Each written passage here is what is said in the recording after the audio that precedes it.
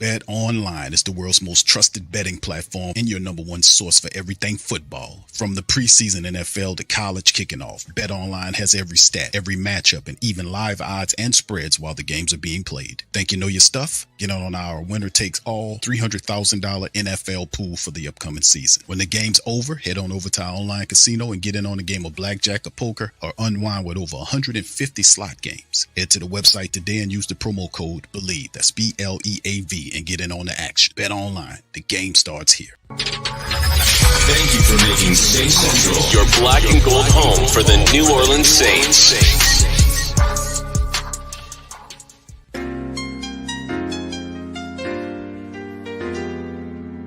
Yeah. Boogie like Benson, I'm a who that. I'm a who that. Long as I'm living, I'm a who that. Lose or winning, I'm a who that. Sports Coma, yeah, this is where we do that. Where we do that, where we do that, where we do that, where we do that, where we do that, Boogie like Benson, I'm a who that. I'm a who that. Sports Coma, this is where we do that. Where we do that. Welcome, welcome, welcome. Somebody please better help. Running this thing like Elf. I thank God every day I'm not a felt. Go to YouTube Live with Big Q and the guys. If you ain't ride or die, the bandwagon get flipped. Been marching in, that was way for the ring. I was yelling out your shame for the championship. Bucking on town, duck down. Falcons, pluck, get shut down. Panthers ain't much touchdown.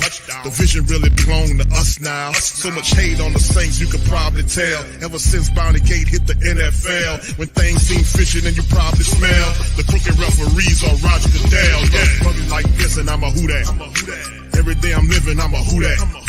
Lose or winning, I'm a who that. It's the Sports Coma, this is where we do that. Where we do that, where we do that, where we do that, where we do that, where we do that. Boogie like Benson, I'm a who that. It's the Sports Coma, this is where we do that. You're listening to the Sports Coma with Big Q and the guys on the PRO Media Network.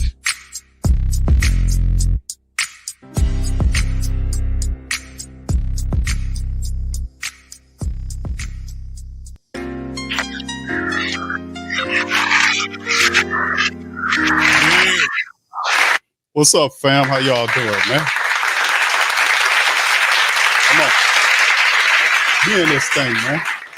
What's poppin', man? Great Saint Think Tank. Welcome. You're now rocking with the Sports Coma with Big Q and the guys, where we have intense, entertaining, educating, and enlightening sport talk from your favorite sports fam. Shout out to the fam. It's game day. Come on. God damn it.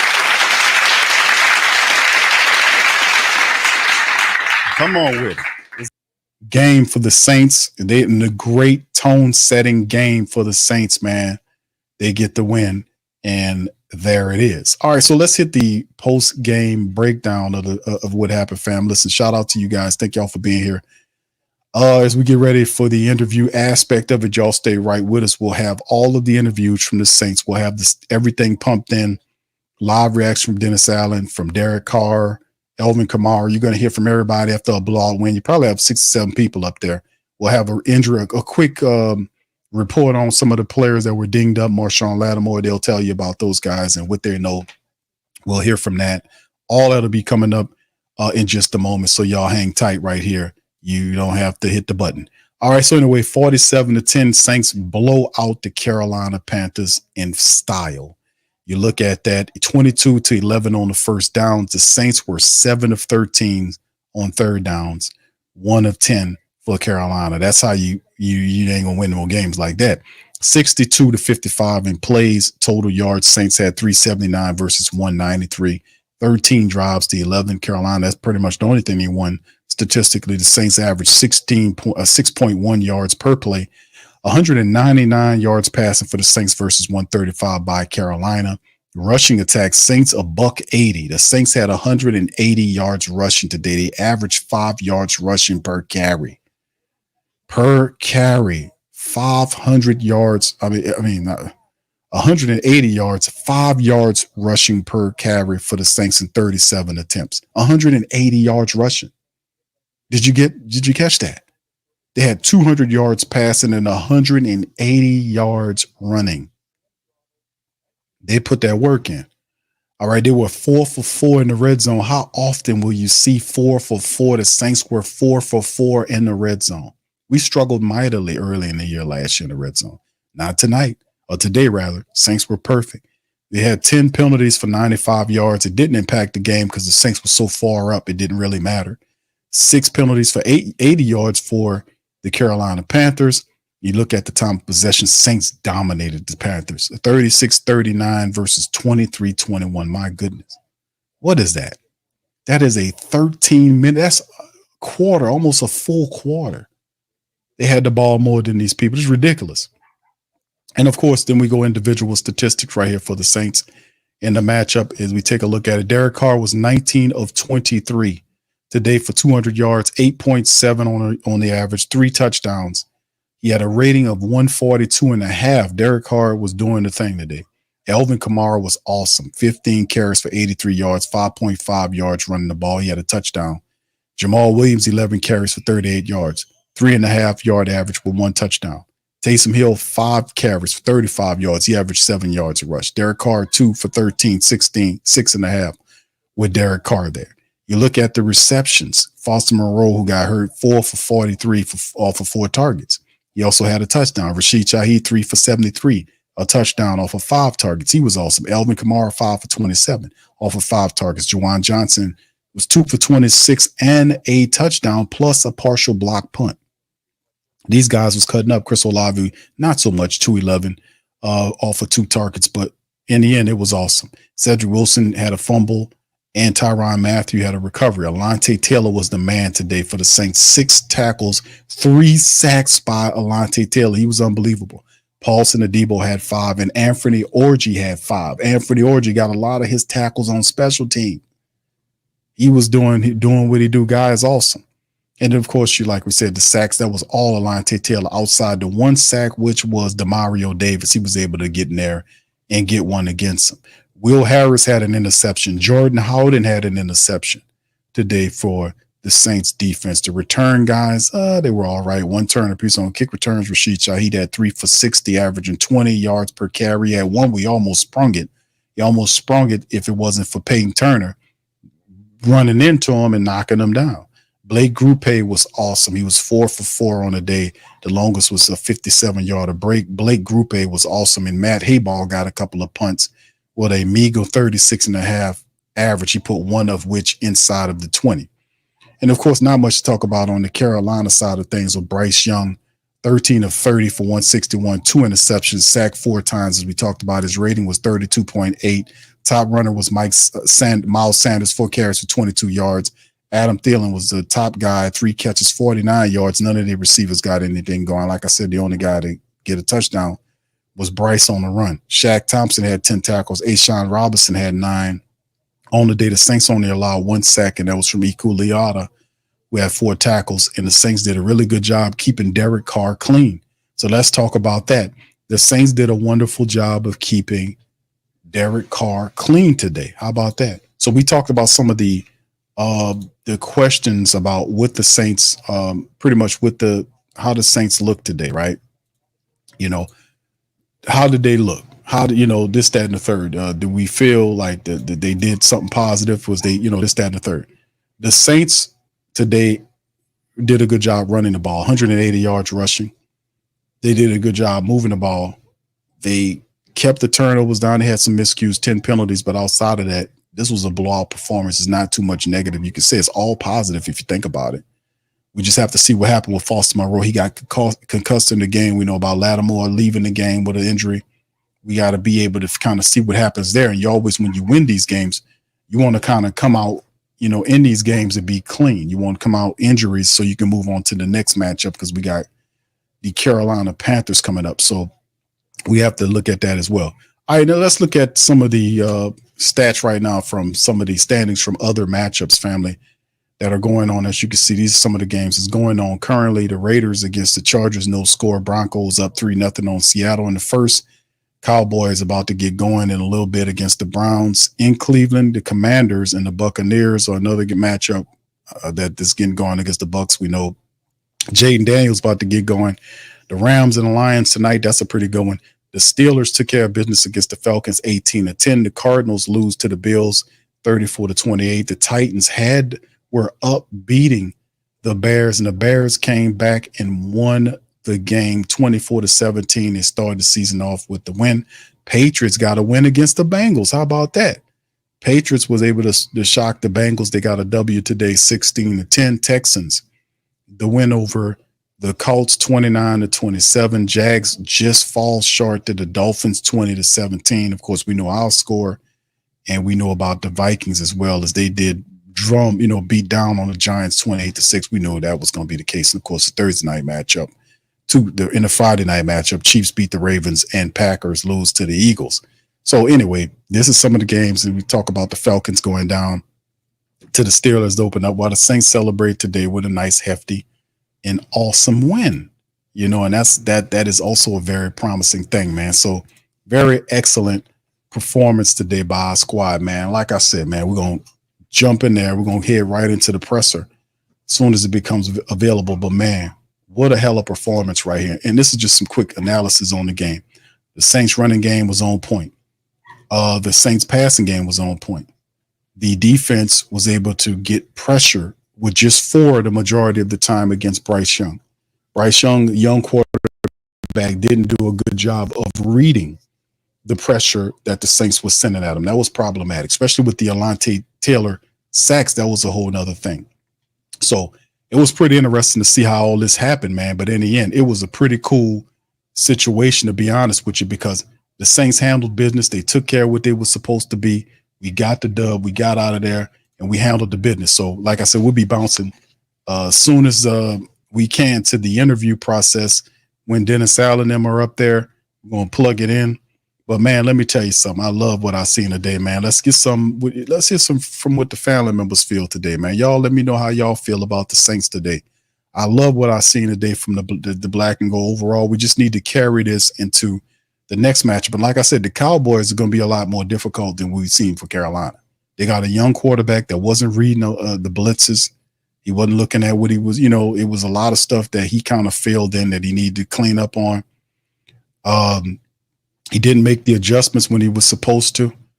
And yeah, that won't happen a lot against Dallas. It's a team that has a better identity, a veteran quarterback that knows about pressure, that stands in there and deliver. They got good world-class weapons there. So we'll have an interesting matchup against these Dallas Cowboy people in their building. So it's going to be a tougher matchup, but this energy is unmatched.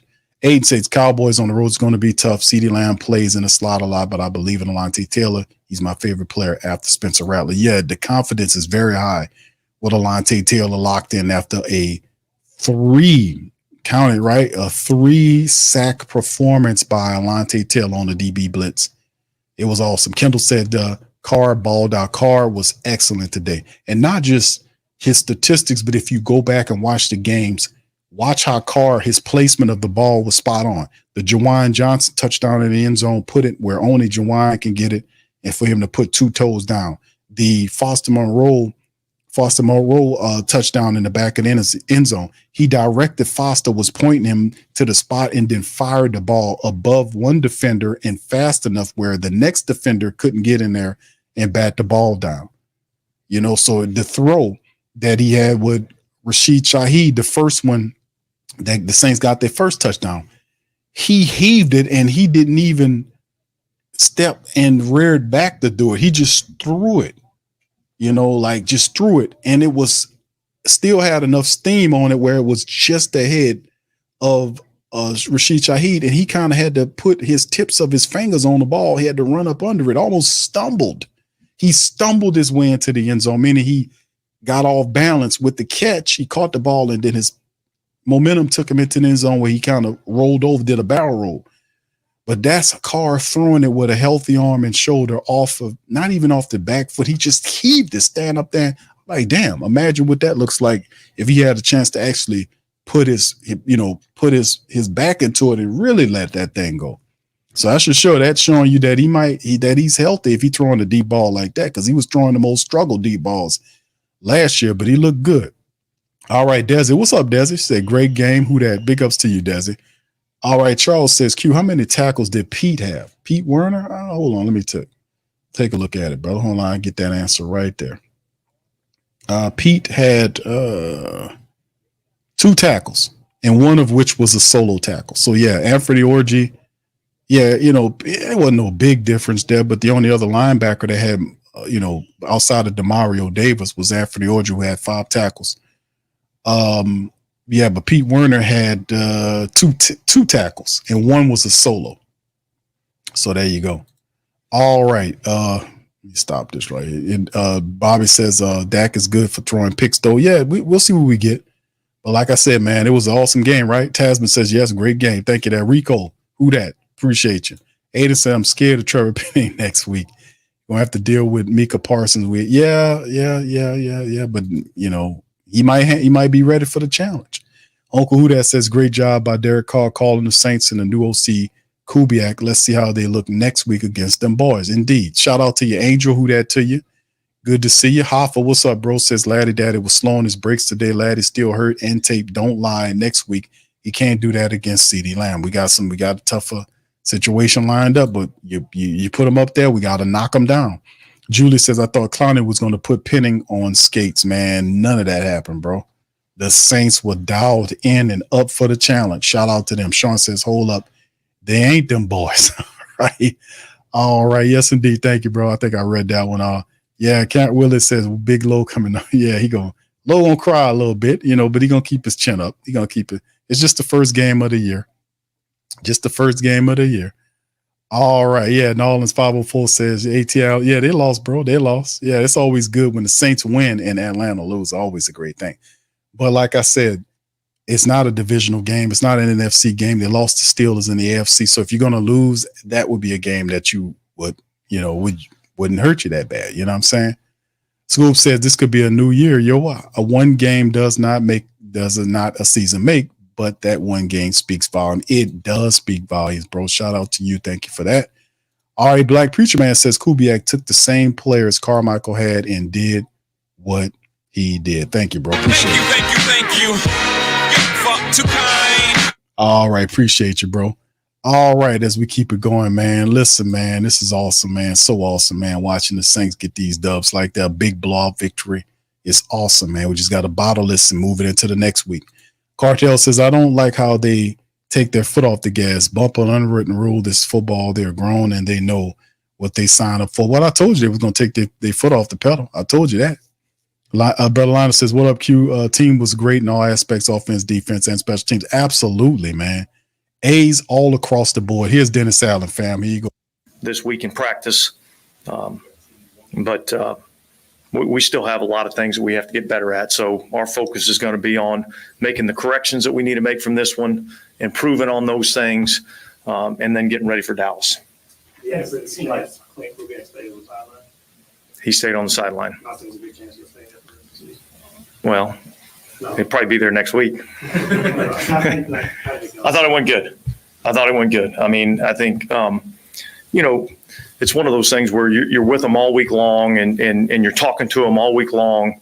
And so I just think there's something to being able to look in a guy's eyes and see and get and feel what they're feeling, on the field. And so I thought it worked great. I think Rico's been outstanding up in the box for him. So we got a couple of pairs of eyes up there that I think I like how it's worked the last couple of times. Yeah, it seemed like even beyond that, it seemed like the whole offense had it looked like you've been running that for a long time. It seemed like everybody had a good handle on what you were doing, what you were trying to do. And I'm guessing that's encouraging, right?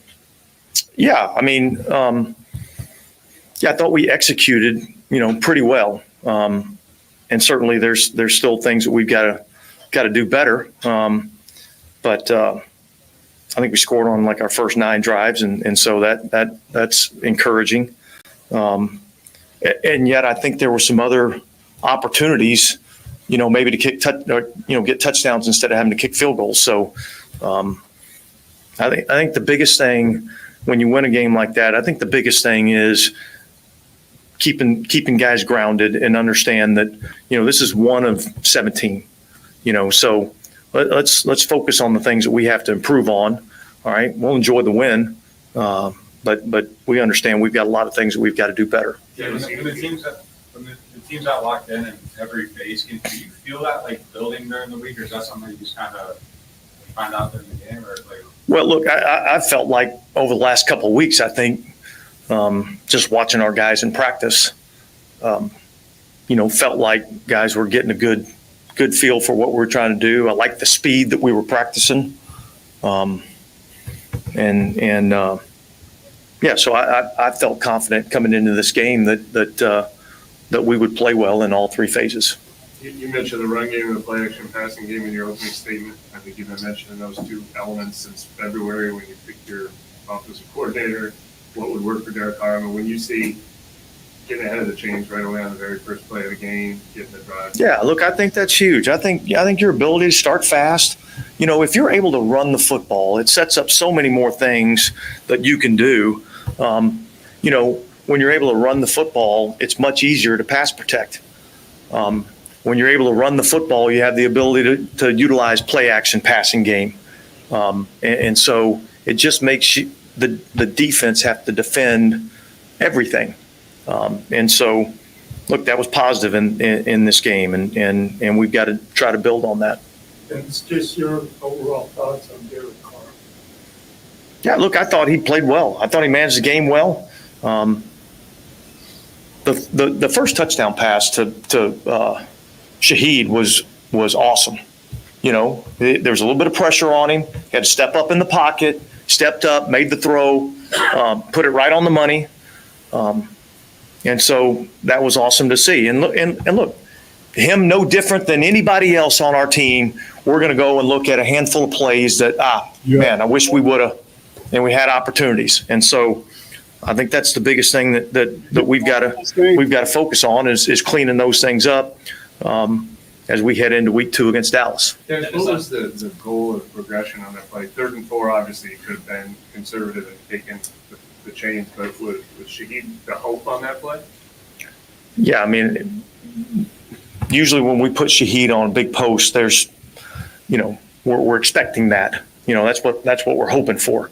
And yet, I don't know how the defense is going to play it. If they take that away, we got to be ready to go to our secondary deal. So, that was part of the plan. So is that kind of the aggressiveness you guys are hoping to have this year with this offense? Yeah, look, I feel like we came into this game, said we're going to go in and play the game to win, and that's what we did. I thought we took our shots when they were available to us, and we ran it when we needed to, and we were prepared potentially to go for some 4th downs if need be. So, but yeah, I think it's part of the deal. You got to play this game to win in our league, and I got confidence in our guys to be able to do that. Have you been around Clint long enough to know that, like, all right, how did you call that? Yeah, look, I think, I think the longer that you're around somebody, the more you get a feel for where they're at. And there's conversations that go on, and it's like, let's don't play this game not to lose. Let's play this game to go win. And that's what we did today. And our guys came out and they executed at a high level. And I think, if our guys play that way and execute that.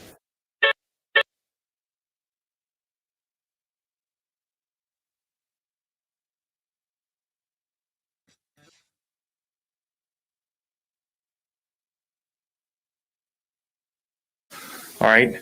But they got to be willing to go in and deal with the noise that's in there. Every now and then it gets a little noisy, and there's big 300-pound offensive linemen and things of that nature. So I think he's fast, he's aggressive. And so it was good to see him be able to run back there and was it 3 sacks? Mm-hmm. Yeah. So I think it's been a while since we've had a DB do that. Never happened. Never. That was going to be our next question. It'll be a long time, right? Since the 60s. Dennis, do you observe the 24-hour rule yourself personally? Like, will you enjoy this one tonight, or do you already start looking ahead? No, I mean, I'm going to enjoy this one. Why wouldn't I? I mean, these things are hard to come by, and so, but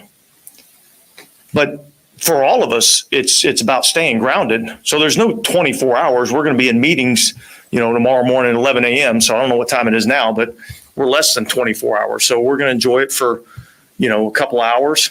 And then we're going to get back to work tomorrow morning as coaches, and players will get in around 9 o'clock, get a little lift in, get a little workout, a little sweat, and then, be back ready to go with meetings and making corrections. What was the decision for Jake? Yeah, I just think that was, my decision and what I felt like I wanted to do in this game. It may be that way next week. It may not be that way next week. I want both these guys to prepare as if they're going to be the starter. And so, I don't. That's why we did what we did. What did you make of Alvin's game today? I thought it was awesome. I mean, I think, I have a vision of what he can do in this offense. And so, I think there's a lot of different things that we can do with him. We've got weapons, I mean, we've got speed on the outside. We got Alvin and Jamal running the ball. We got all the different things that we can do with Taysom Hill. So I feel good about, the weapons that we have, and, our coach is putting those guys in the best position for them to have success. You were kind of asked earlier. If the team feeds off fast start and confidence and things like that. Did you sense that with Derek? Comes out, he has that big play to Shaheed. Well, look, I mean, you sense that with all of them, right? When you go out and you in your first drive and you throw a long touchdown pass. I mean, I think everybody gets some confidence and excitement with that, so yeah, I think fast starts builds confidence in everybody. But I think we had that confidence going into the game. I've had an opportunity to watch this team throughout training camp, so I had no idea what the score was going to be. All right. But I had a lot of confidence in my team's ability to go out there and play at a really high level. Talk about the offensive line. Sorry, you go ahead. I mean, run game wise, you've said it already, performed really well. Talk to me about your two offensive tackles and how they performed throughout this game. Yeah. I would probably say, without watching the tape, I'd probably say there was a lot of good and there was a few bad, and so those guys no different than anybody else. We're going to go back and we're going to watch the tape. We'll make whatever corrections that we have to make and work to improve. But I think when you look at the offensive performance, all right, and being able to put points up like that, being able to run the football like that, 3 touchdown passes, is that right? So you don't do those things without your offensive line playing at a high level. And so I thought they played well. You said these things are hard to come by. What do you mean by that? Wins in our league are hard to come by. They're difficult. And so when you get one, you celebrate it and enjoy it, and then you get ready for the next one. Because we're playing again next week. You know what I mean? It's not like we don't play for a long time. We got to get back and get ready to play next week. You surprised at how this game shaped? I mean, just the suddenness and the way it kind of started downhill. Look, I think I don't know that I saw the score being what the score was. But again, I had confidence in our football team to come out and perform well. And, I think they did that. Through all the time and effort y'all put in to install this offense over the past 6 months or so, is it gratifying, I guess, as coaches that the players are able to hear your message and go out and execute like they did? Yeah, it is. It is. I mean, I think, but that's a long process that, started way back in the spring, and look, it's a credit to all of the coaches and the players that, there's enough trust amongst both the players and the coaches with each other, that we trust each other enough to know that the message that we're all, following can work. And so when you do all of that, and then all of a sudden you see the fruits of the labor, it's gratifying. Going with Landon over Salisbury in the second half, was that more Nick's not quite there? Yeah, look, I mean, Nick missed a lot of time. And so he's still, we got to get him out practicing, developing, and then look, we'll see where we're at. But yeah, that was kind of the plan going in, is that Nick would be kind of the emergency eighth lineman in case we needed it. With Alvin, you kind of mentioned it before, but just what do you guys have around him now? You think that can lead to a better year than you had last year? Well, we'll see. I don't want to get into being a prognosticator and trying to fortune tell a little bit, but I do feel like, his skill set and what we do offensively, I do think that can benefit him, which obviously benefits us as a team. So I'm excited to see where it goes. You had mentioned going into this one that which team adjusts best would effectively win the game. How much did that actually impact this game? Like, did they give you a lot of things that you had to adjust to?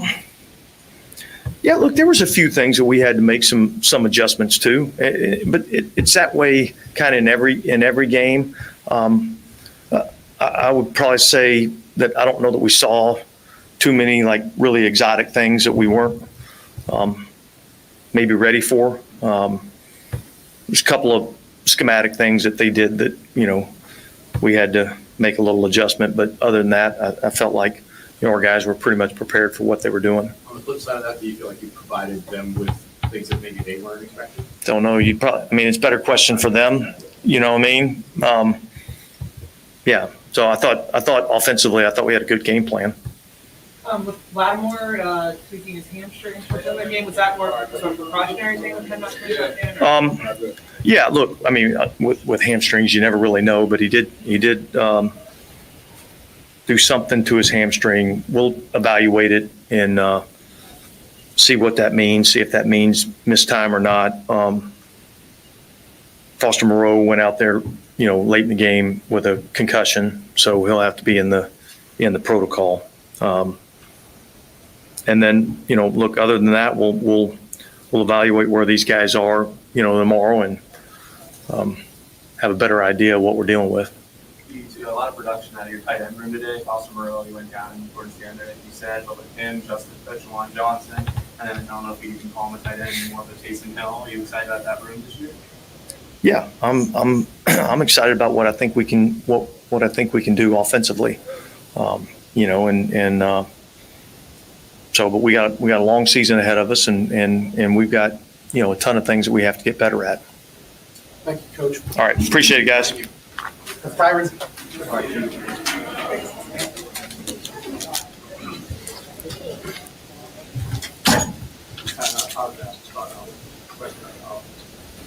For sure.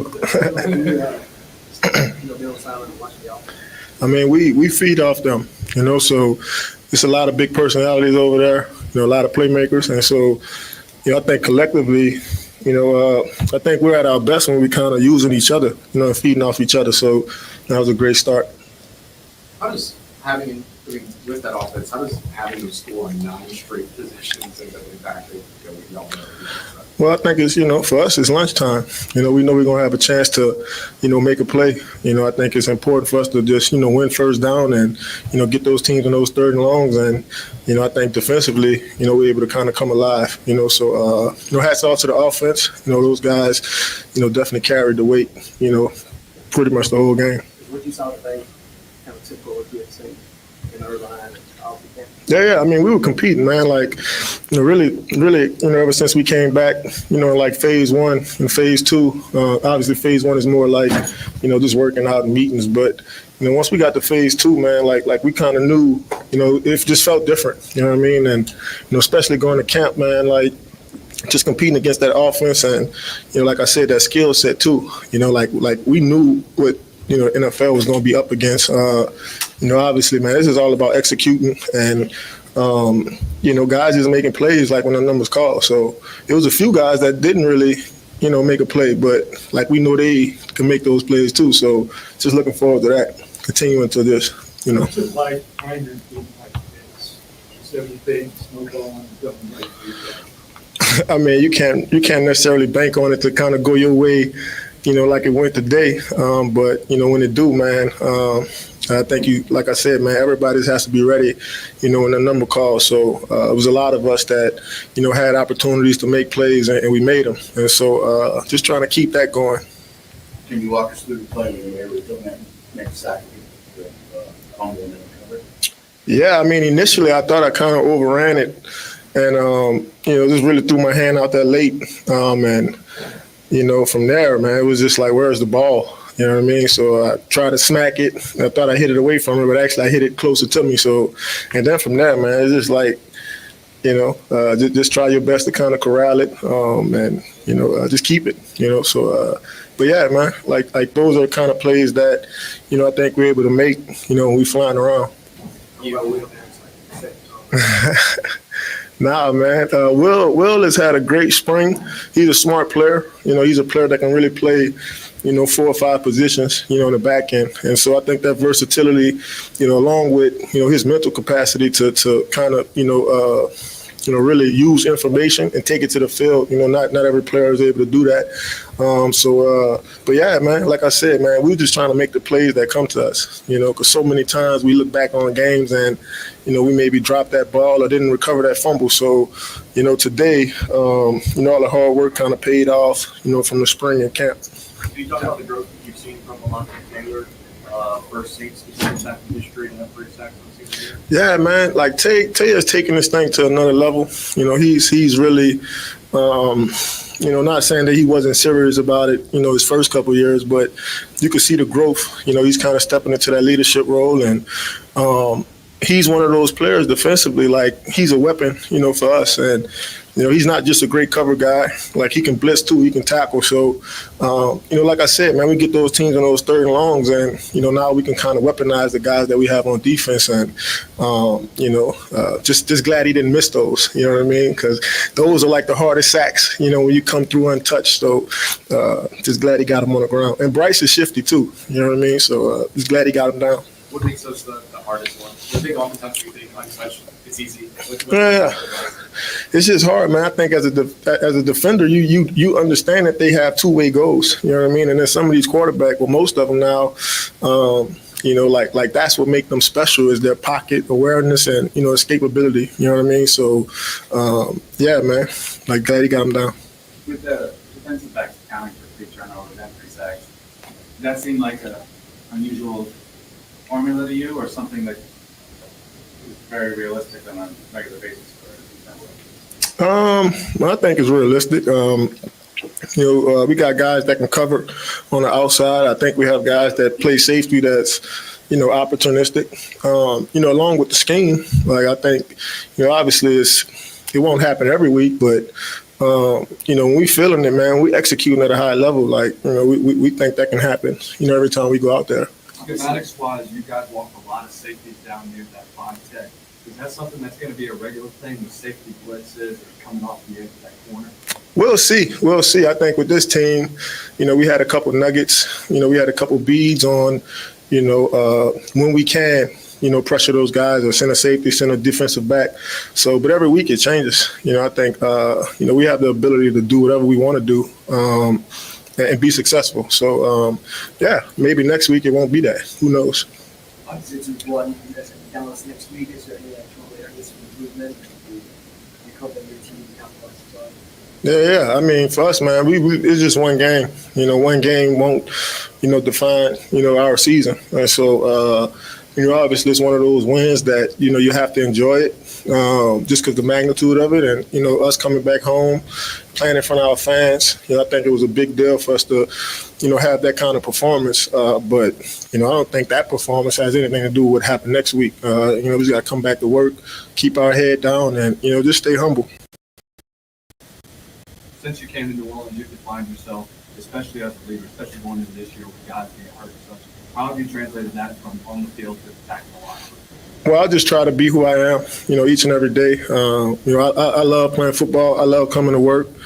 I love working with others, you know what I mean? And so, for me, man, like, I think that's important for me. I'm in a young defensive back room. A lot of those guys don't have half the experience I have.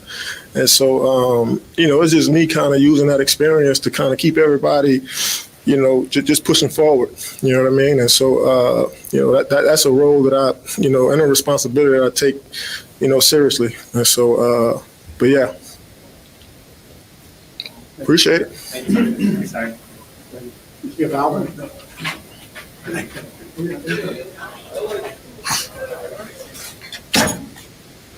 How it feels just that moment when you were recognized for the 50th 100-plus scrimmage game? That was Yeah, I mean, I never really keep track of things like this. Doug had to, Doug always tell me what's going on, so he came and told me before. But man, it's cool. It's real cool because obviously been here my whole career, and just you don't really think about it. Well, at least I don't. You don't really think about the past years. Like I ain't thinking about 2017, 18. I'm just living in the now, right now. So just to kind of quantify, like put a little stamp on what I've been able to accomplish is cool. And then just doing it with my teammates, and then obviously the Superdome, just recognizing me is cool. And what was it like to see the offense doing what people kind of thought it might do? Yeah, I mean it's cool, man. When you, I mean that's what we made some changes for, and obviously we've been grinding through camp, and we know the type of playmakers we have, and I always say it. I'm not worried about anything that's going on outside of the building. We just worried about us, so we were able to come in and execute. And I think it was some plays that we still had out there that we wanted, but it looked good today. Coming back off of that, you talked about the grind of this offseason was. How important was it for you guys to start this way? I think I'll go off what Tyron said. I mean, this one game won't define the next game. I think it's just it's a Sunday. We had a good game. We came out, we executed. I mean, it is what it is. But you want to come out every game and try to dominate and have a strong performance. So I think it's still Sunday, so 24 hours, and we'll get into the next. We'll go on to the next. I ain't even see Clint, man. I don't know where Clint was. Nah, I ran into him a couple times, but he's so locked in. He's focused. Like he kind of in his own world. But I talked to him a couple times, just what I liked and what I saw, and he kind of got fired up because he's like, man, you know what? Yeah, you're right. So I like him down on the sideline. So hopefully he stay down there. But he locked in. I mean, I think it was good for Derek, man. I love that he stood back there, and I was kind of looking back. I was being a spectator a little bit. I'm like looking at him, and he just stood in there and launched it. And obviously, we got guys that can run, and Derek got the arm to be able to put it on the spot for him. So, I mean, I'm happy I think he got hit, but I mean, he stood in there and delivered. So it's just dope to see those two guys connect because, I mean, what type of player Shaheed is, and then Derek's been working. And he wants to be great. He wants to execute. And it's good to have these days like this where you kind of see what the future could look like. Yeah. I mean, I think we all want to see Derek ball because I mean we see it in practice, and then he put so much into it, and he wants to be great. He wants to be perfect. And as a quarterback, and me looking at a quarterback. That's what you want your quarterback to embody, like perfection. So he takes a lot of pride in it, and to see him be able to go out there and get some of those shots that he wanted, and that he knows he can hit in front of everybody, it's like, okay, yeah, I got it. I told y'all without saying I told y'all. Did anything feel different about your role today? Man, I just employee number 41. I'm just showing up to work, man. I'm just showing up. When an offense scores on its first 9 possessions, and it's a new offense, I mean, I know you don't want to make too much out of one game, but what they do like that, I mean, how do you put that in perspective? Like I said, I mean, any game you want to come out and execute. I hope for the whole season we score on every possession that we get the ball, but that's far-fetched, but I think we're gonna work like Like, you know, that's the goal. That's the standard. We're going to always work and come out and hope that that's the outcome. But, I mean, for today, just speaking on today, it was good to see. It was good to feel, you know. Man, I've been here a while, and I know what it's supposed to feel like, and that felt good today. So it's definitely exciting.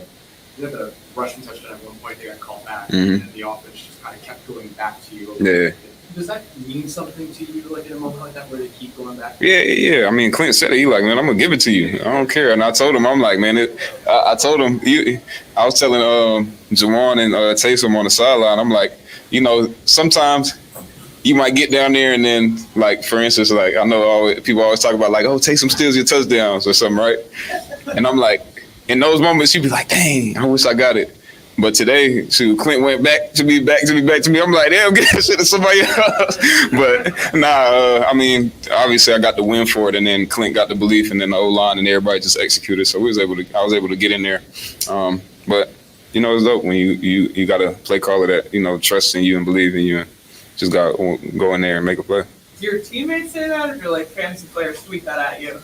I mean, it's just not just Taysom, but you know, Taysom obviously he get a lot of run down there on the goal line and stuff. But really, teammates say like, man, Taysom stole your touchdown again. I'm like, and then he'll come to me and be like, I'm sorry, AK. I'm like, bro, what you apologizing to me for? But Like last year, y'all ended the season scoring 48 points, and a lot of y'all said, you know, you felt like you were playing your best football. When you have a new offense like this, is it possible to feel like you picked up where you left off? I don't know the answer to that, but Derek, I mean, he's been saying it all week, like, let's pick up where we left off last year, like them last 5. So, I mean, I guess that kind of resonated with the offense, you know, so. How's it good to be able to go to Clint and kind of talk to him listen to you, and maybe make some changes based on what It's good. Even if he don't listen to me, I'm going to keep talking to him. But, no, it's good. It's good because, I mean, going back, like I was kind of like that with Sean, you know, going, talking to him, kind of trying to be in his head and ask what he sees, and then, you know, kind of sharing what I see. So that's kind of what I'm aiming for with Clint. You know, today it was pretty light, but, you know, we talked a little bit, exchanged some ideas and some views, and, you know, he was receptive to it. So, I mean, it's good to have him down there. I'm not asking specifically Mhm. about the contract situation. Yeah. I know that the contract situation has been such a conversation. Mhm. With no deal done before week 1 or Yeah. before you still come out, you have a game like this. Yeah. Whatever. Contract aside, Mhm. what do you believe that a performance like this, you going out still performing in the team and everything like that, what do you believe that says about you, maybe also to younger players Yeah. in those similar situations? Man, you know, I think everybody always says I got like I'm a mystery, right? So, you know, they don't know what I'm doing, what I'm thinking, but saying it without saying it.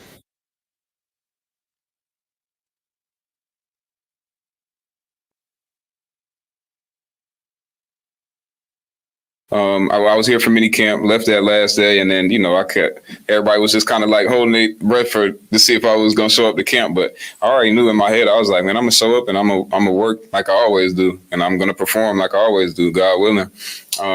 And, you know, for the younger guys, I mean, you know, those guys were happy that I was there. Obviously, like, man, I didn't know you was going to be here. I'm like, man, I was going to be here, bro. I got y'all, you know. So, I mean, I know you said not talking about contract, but we talking about contract. Like, it didn't get done. Like I said, it is what it is. It may get done. It might not get done. I'm just focused on football right now, so I don't want to talk contract at all. Like, I just want to. I don't want to be. I've never wanted to be the center of attention on anything, on any front, right? So I don't want to be sitting here trying to negotiate a contract while we're trying to win games or while we're trying to get to a Super Bowl. And I meant it when I said it the other day. We'll talk about it after the season. So. Do you feel that like it's an important showing that like that's not holding you up? Oh yeah, man. It's not. Like I said, I meant it when I said it. Like I'm not worried about it. I'm here to play. Like I'm gonna play. I'm gonna perform. Like it's not. I don't got no illness. I don't got no mystery injury. Nothing. Like I'm here. You know what I'm saying? So I'm gonna play. I'm gonna perform. I'm gonna be here with my teammates, coaches. And then I mean, just outside of all that, I think the most important thing, I mean, I love this city, right? You know, I love the fans. I love these people. They support me. They've been supporting me for years now, right? So, I mean, it would be kind of, for me, in my head, it would be kind of selfish to not go out there and, you know, I mean, I interact with so many people every day. Like, these people like love me, like I'm family, and I feel the same way, vice versa. So I don't know if I'll be doing myself a disservice if I didn't come out here and try to put on for those people, you know what I'm saying, that have been supporting me. Yeah, I was like, well, Mark, to the tone of pre-game introduction of the episode, how you actually on this account. Yeah. Man, it's love. Like, man, I love this city. Like, I truly, truly, truly love Who Dat Nation. As cliche as it may sound, you know, everybody says that, but I'm for real. Like, this is like family, home. Like, you know, and when I speak, I mean it. Like, when I say I want to be here, I mean it. You know. So, you know, I think you always see the fans and they talking about, well, like, oh, well, he need to be here forever and this, that. Like, you know, I don't want that to be the focus of, you know, what's going on. I just want to come out here like it's a Sunday. We out here performing, playing. You know, I get to interact with fans. I get to feel the love from them, and then we get a win. So it's cool for the city, cool for us, cool for me. We just keep it moving. Appreciate y'all. Yeah.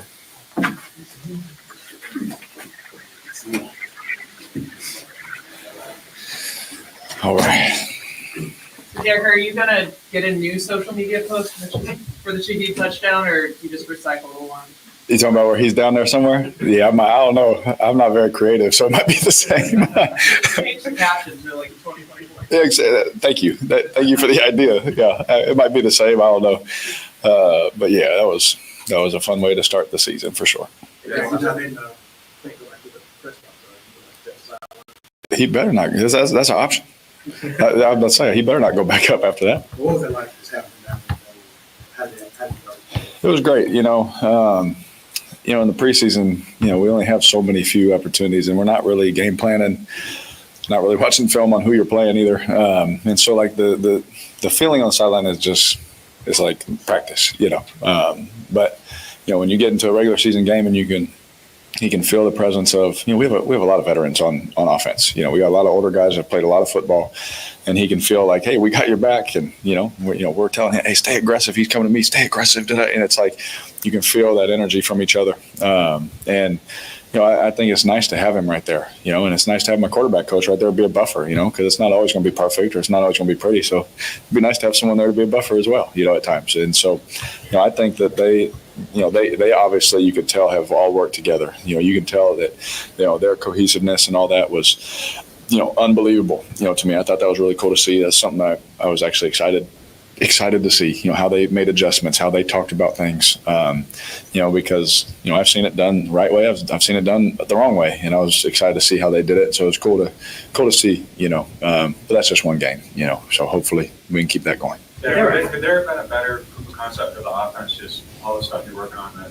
when you guys were able to go out there and do today? Yeah, I mean, yeah, you score 47 points or whatever it was, and like, yeah, that's hard to do at any time, you know, especially in this league, and especially against that defense. You know, they're unbelievable, and so you know, hopefully, you know, the fans and everybody got to see, you know, what it can be, you know, what it could potentially be. But you know, everyone's going to want to talk, you know, how exciting it was for the offense, but our defense gave us a lot of short fields. You know, we were able to go score in the red zone, which, you know, was awesome and all that, you know, but, you know, we get a block punt on special teams. It's a team game. And so, yeah, you guys are going to get annoyed at me for saying that, but I'm going to say it all year. This is a team. This is a team that is super close to one another. You know, the unity that our team has, the cohesiveness, the brotherhood that we have, you know, yes, I want to give praise to Clint, and I want to give, you know, praise to, you know, the defense and all that. But, you know, we're all in this thing together. And so them setting us up for short fields allowed us, you know, it's hard to score that many points when you have to do it from the 20 every time, you know, but them setting us up with short fields and us executing, you know, allows a day like that to happen. And so, yes, hopefully everyone's excited about that. But at the same time, I hope that our defense gets a lot of praise for setting us up to be able to go do that. We have seen on the Yeah, so it was great design. You know, Clint set it up, you know, single high. And, you know, obviously there's different read, check, and all that kind of stuff. But we got the look, and the safety stayed on that hash and stayed low. Put my eyes on him to make sure he didn't get off, and then Rashid beat the corner. And that corner's probably thinking he has help, you know, there. But just the way that Clint designed it, you know, to, you know, put something in front of him, where that guy can get the ball too, or that guy can get the ball down the field. And it was just great design by Clint. Good job by the offensive line. Give me that half a second extra so that I could make that throw. And she just went and got it. They had an aggressiveness on third down, opening drive. They had to go let's go deep. Yeah. What does that say about Clint and the kind of offense he does? It says that he's going to stay true to what he has on the call sheet and what we watched on film. There was an opportunity there that we felt that was there, and we talked about it throughout the week. And he didn't shy away from it. He's like that's why we practice. That's why we go through the film and all that. And when it came through the headset, I was like, oh, let's go. And so that one fired me up too, because he stayed true to what we thought we'd get in that moment. Derek, how on point was Clint on third down? It was a 3rd and 7 pitch to Alvin. It seemed like you guys had him off balance on third down. I mean, I hope all this love continues all the time for Clint. Because this is a long year, and I'm going to remind y'all about everyone loving Clint and myself right now. But, I think, it was he had a great game. And again, anytime you can have a great game in this league, coaching or playing, you'll remember it forever, and he did. He had a great day. Our guys, had a great plan on certain situational stuff for us. We all believed in it. We executed it in practice, and we executed in the game. And so, I thought the game plan was awesome. I got to move around more out of the pocket than I ever have got to in my life. So I've been praying for these days. This was awesome. Eric, five different players switched to you. How gratifying. It's amazing. And,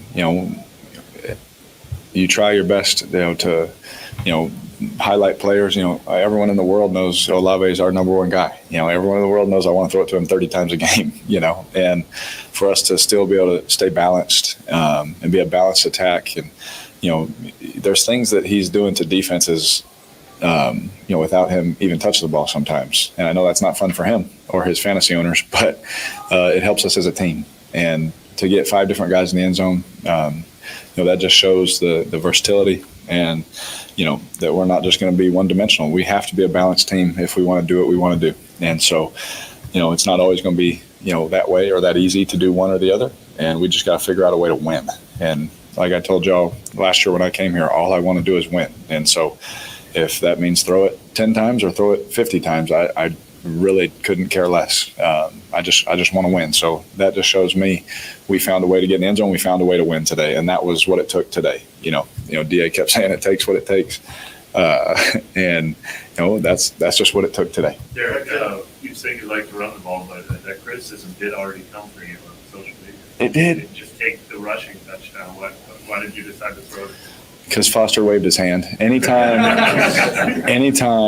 a receiver waves his hand as a quarterback's running this way and they wave their hand in the middle of the field, we just feel like we have to throw it. It's like a bug to one of those zapping lights. I don't know what it is. I was about to run it because to be honest with you, he wasn't even in the read.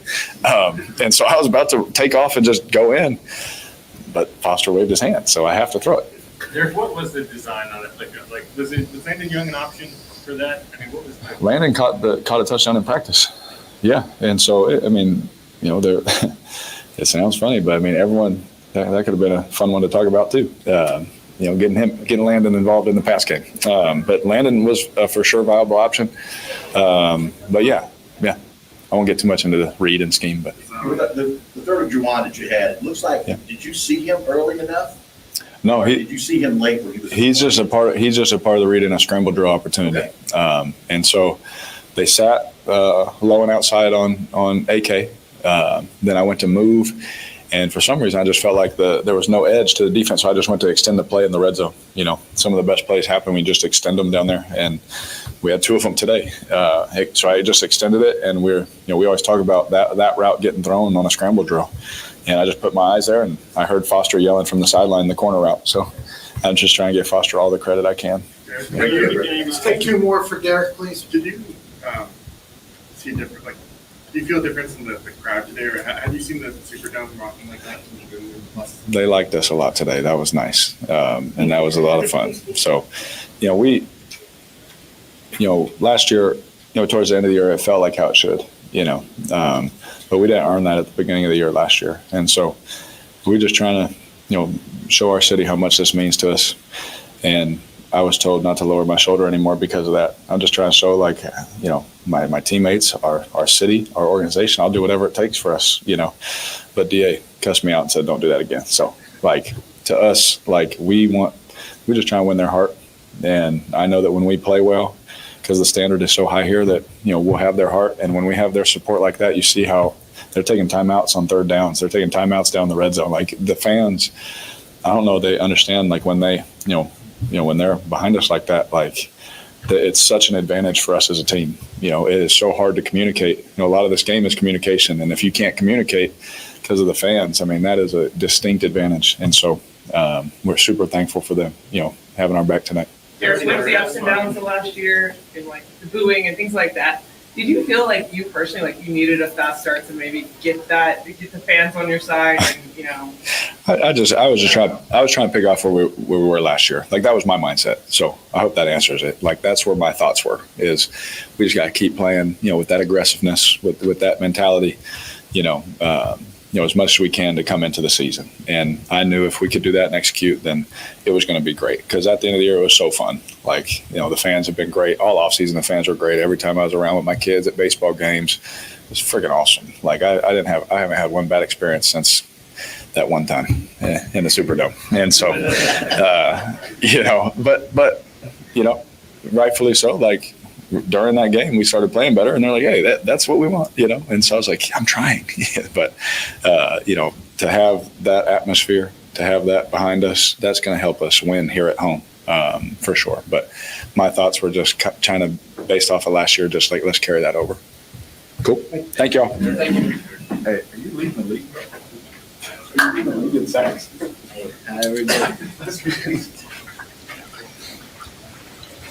So, how long is it you change the position to defensive end?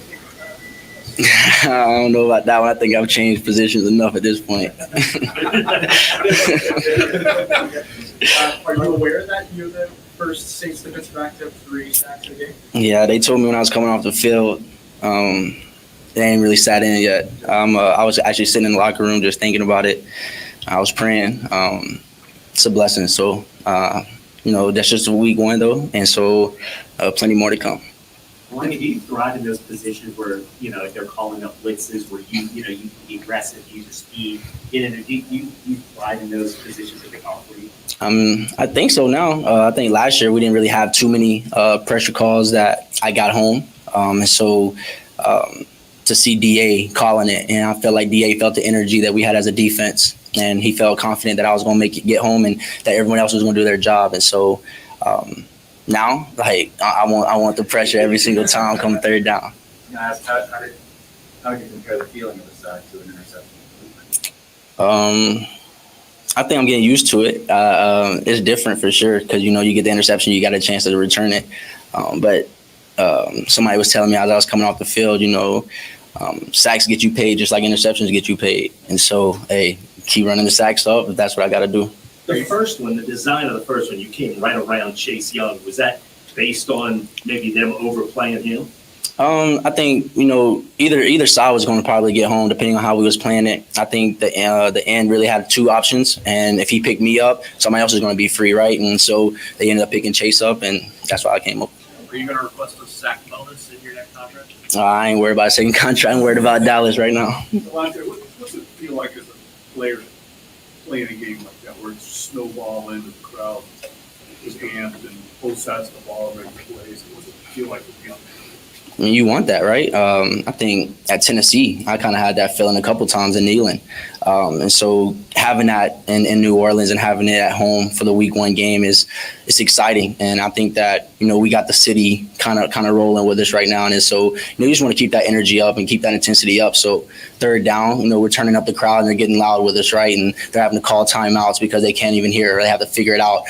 So it was just turning us up as a defense, but I know it was turning us up as a team as well. Alvin said, it felt like a lot of guys wanted to see Derek have a game like that.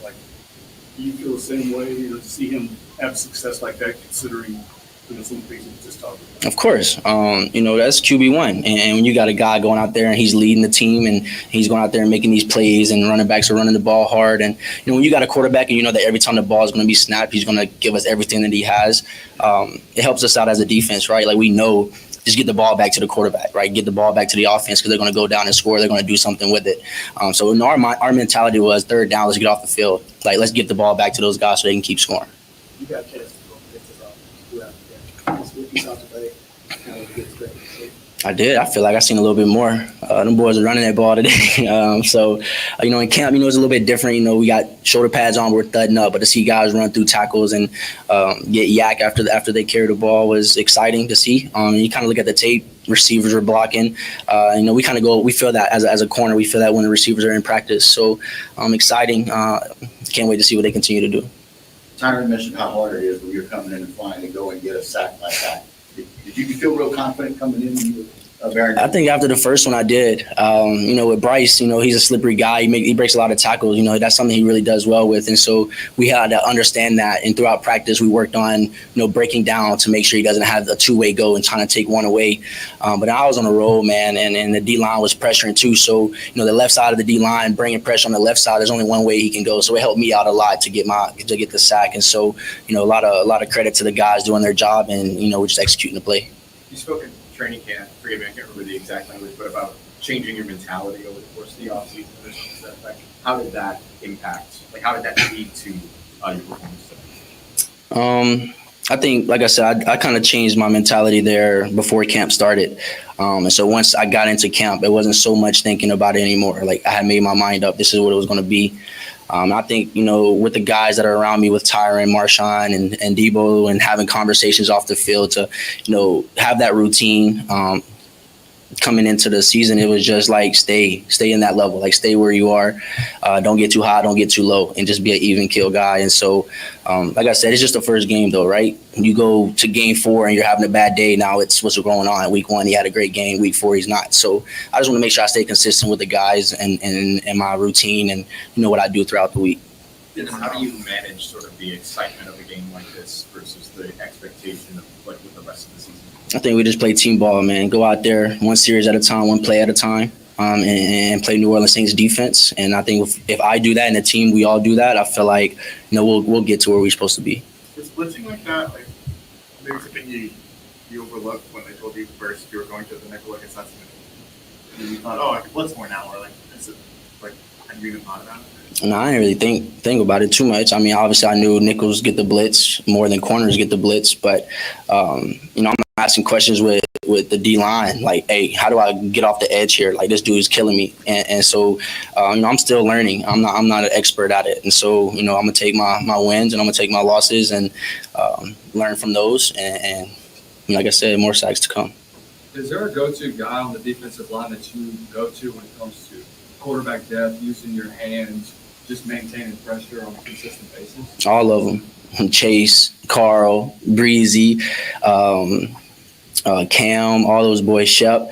And they all help me. They don't look at me like, why are you talking to me about doing this? They actually break it down to me, and it was exciting. I felt weird doing it, but hey, everything that they taught me is actually helping me, and so it's good to learn. Keep your foot into it. Keep your foot into it. Sometimes, bro. Sometimes. Is Will Harris consistently verbal like that, or was he particularly today? That's Will every day. I told Will on the field during practice, I was like, I got it, bro. Like, you ain't got to tell me that many times. It's like, hey, I'm gonna let you know. I'm gonna make sure we're on the same page. And you get into games like this and it's loud.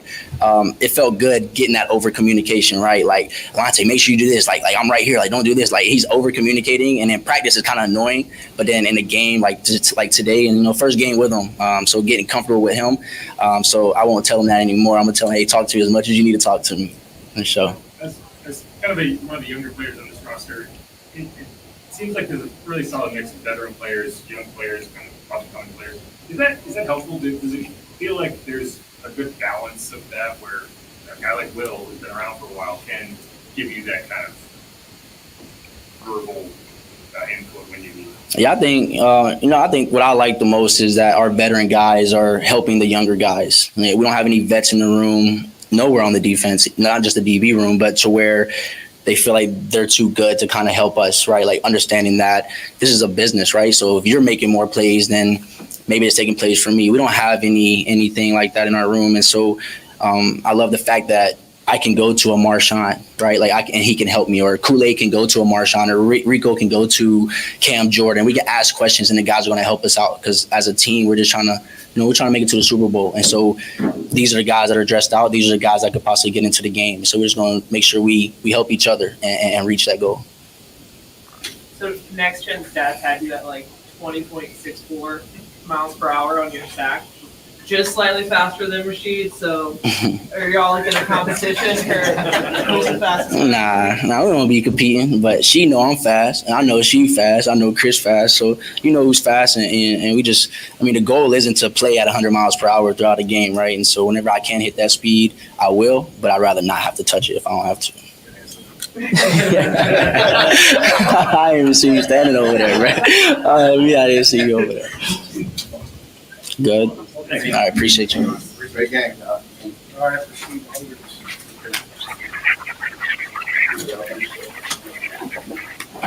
Hello, everybody. Someone we heard about did Taylor get 26 pounds. It's close. What was it? I think you're like 25 or something. I'll take it. I think it worked out. Yeah. Can you tell us a little bit about what you saw in terms of that touchdown pass and how it developed for you? Yeah, I just felt like it was a great executed play. Great play call at that time. That's a play that we practice, and Derek he told me to have my eyes open. If the safety came down, he kind of followed the over that was coming through, and as soon as I broke to the post, I saw no safety, and I knew that the ball was going to be in the air. But play only works like that if everybody executes their job. And shout out to O-line. Derek threw a great ball. Led me out there, and I was able to track it. I'm trying to having that play call come in that moment. I mean, it's early in the game. You're 5 plays in, and Yeah. all right, here you go. No, as an offense, we love it. We love aggressive, mindset. Any chance we get to, push the ball down the field and to give an offense a spark, especially early in the game like that, super important. And I feel like it was a big play to.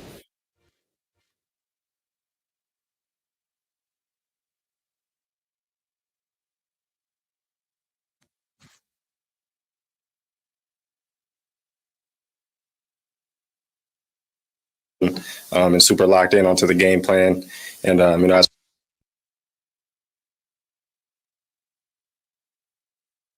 offense as a whole, we just feel more confident about, just going out there and, executing our job. And when we do that, I feel like it showed up today.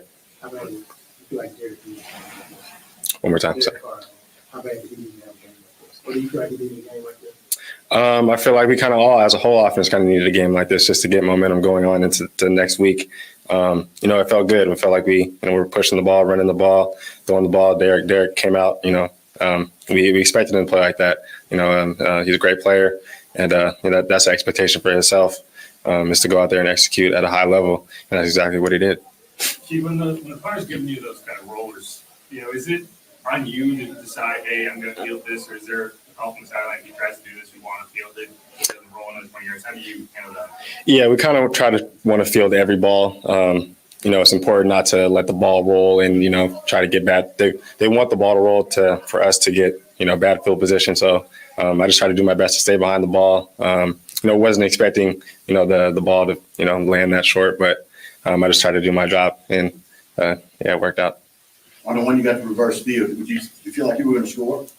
I should have. I definitely should have, but it was a good play. I was happy to get my offense in a good position. On your touchdown, were you worried that you were worried you were going to make it there? Or you tripped a little bit? I was stunned, but I did kind of. I was looking for the goal line. I dove, and I was just happy that the goal line was right there. You went in to get the pass interference call because he wasn't calling. I sold that. I sold it. I flopped a little bit, just a little bit.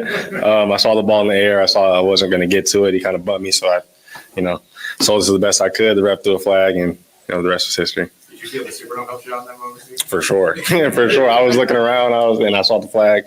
Everybody was screaming and yelling. It definitely helped. So shout out to fans.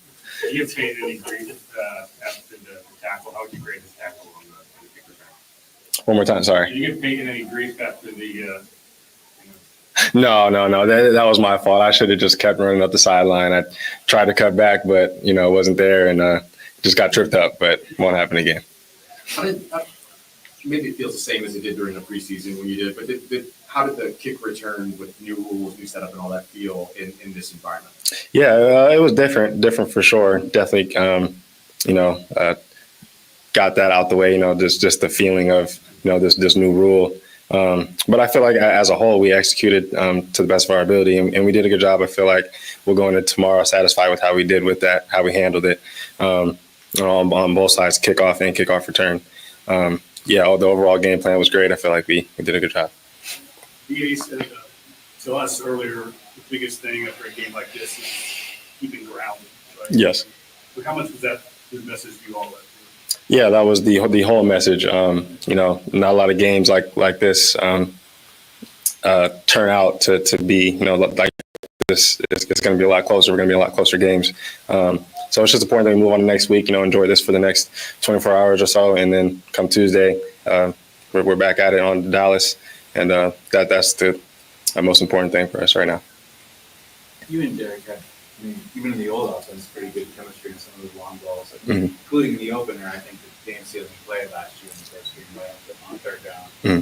So when you know that there's going to be an overhaul, was there ever, before you really got into practicing it, did you ever wonder how that might affect your role, and is it time to really see that you can still be effective in the same way that you were last year in the new system?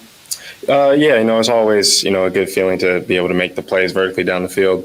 I knew that I was going to get the opportunities. The coaches know that that's, kind of my strong suit. I take the top off any chance I get. And, I knew that it was going to be an important role in this offense, and it's going to continue to be. On long balls like that, on kicks, you're kind of a unique guy because you have to do both. Is it difficult in the dome with the lights? Just a tiny bit, just a little bit, but not too crazy. The lights are still really bright, but it's not too bad. I know the big run got called back, but had that still in that, for rushing yards, returning yards, and receiving yards. Is that what you want your game to always look like? Is it being multifaceted? Yeah, absolutely. The more you can do as an offense is always important. The run game is going to open up the pass game, and we want to push the defense, we want to put pressure on them at all times, and I felt like we did a great job of that today. And that's what this offense kind of keys on is running the ball and making the defense kind of think as much as possible. Like I said, we did a good job of that, and that's why it turned out the way it turned out. So we're happy about it, but we're on the next week. What do you see from the receiving room? Just looking at film, it looked like their defense was playing a lot off throughout the game. Is that something that you guys saw? You knew that you were going to attack most of the game? Yes, absolutely. We knew that they were primarily a zone team, not a ton of man coverage. We knew that their safeties were going to come flying down on the run plays, all types of stuff like that. And I feel like we did a great job of preparation throughout the week to know, what the defense was going to do. And turned out good. Thank you, guys. Appreciate it.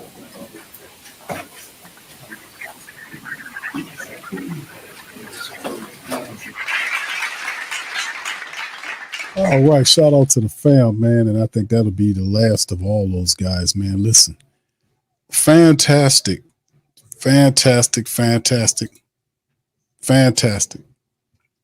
game by the black and gold today, man. We got the dub, and it was I'm very happy. So it's pretty awesome, man, to see what happened. Like I said, we heard from damn near everybody today, man, popping up on the press conference, man. Big ups to the fam, man. Appreciate y'all being in the stream on this one, man. Saints hammer Panthers 47-10. Big ups to the fam. Jamie, thank you for the super chat. See what happens when you don't give teams a handicap with a 15-year-old offense. Thank you. I appreciate it. Thank you. Too kind. All right. Thank you, Jamie, for that. Dawsian 2000. Thank you, sir. Appreciate you, Mr. Mel. He says, glad to see Sports Coma, PRO Media Network on set for the 24-25 New Orleans Saints season. We in the building, Mr. Bell. Thank you. Fuck too kind. All right, shout out to you. And of course, we got Millie Too Ill. Shout out to Millie. Man, Q, head over to UNK 2020 podcaster. Sometime he want to know, are there any other Saints podcasters out there to be BTW? Who that for life, by the way. All right, UNK 2020. All right, thank you, Billy Too. Appreciate you, bro. Thank you. Fuck too kind. Thank you, bro. Appreciate that. All the super chatters and cash appers, thank you, man, for super chat and cash apping. And much love to the fam, man. I'd be happy to give any Carolina Panther person or whatever that work. And I mean, I don't know if you won't really want to talk to me right now, man. I don't have to. I mean, you might want to let this kind of marinate for a day or so.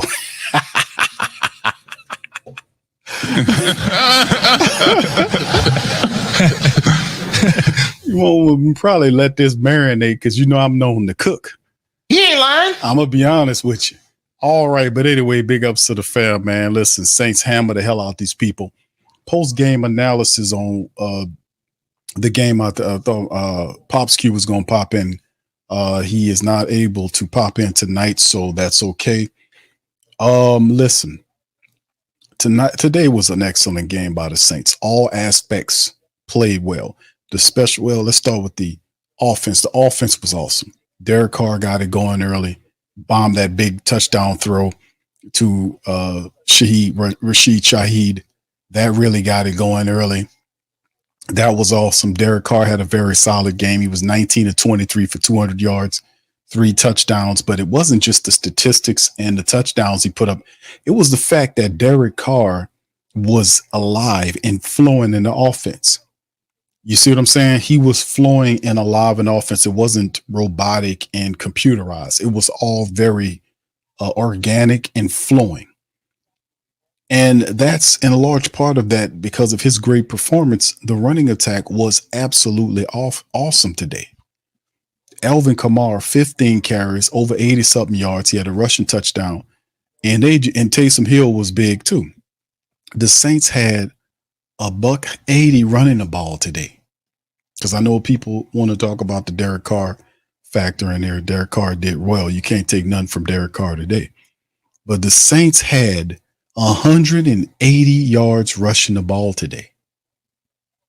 They almost had 200 yards. They were 20 yards off for 200 today.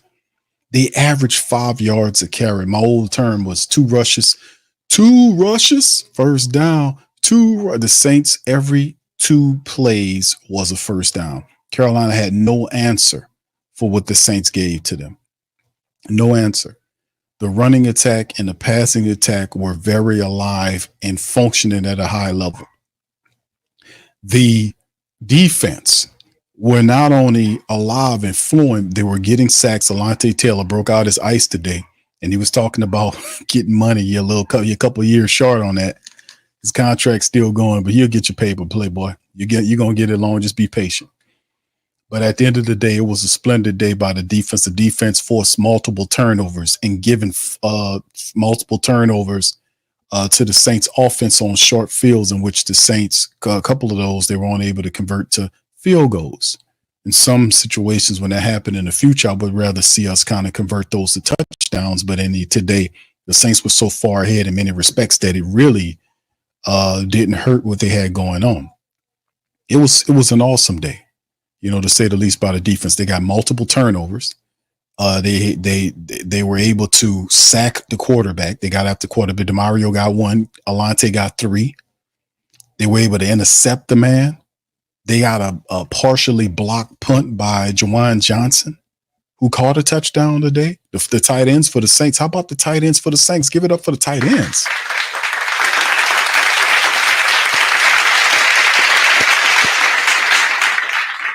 Tight ends was awesome. Juwan Johnson, like I talked about, the partial block punt, the touchdown catch where he put out and tipped his toes down for the touchdown in the end zone on a well-placed pass by Derek Carr.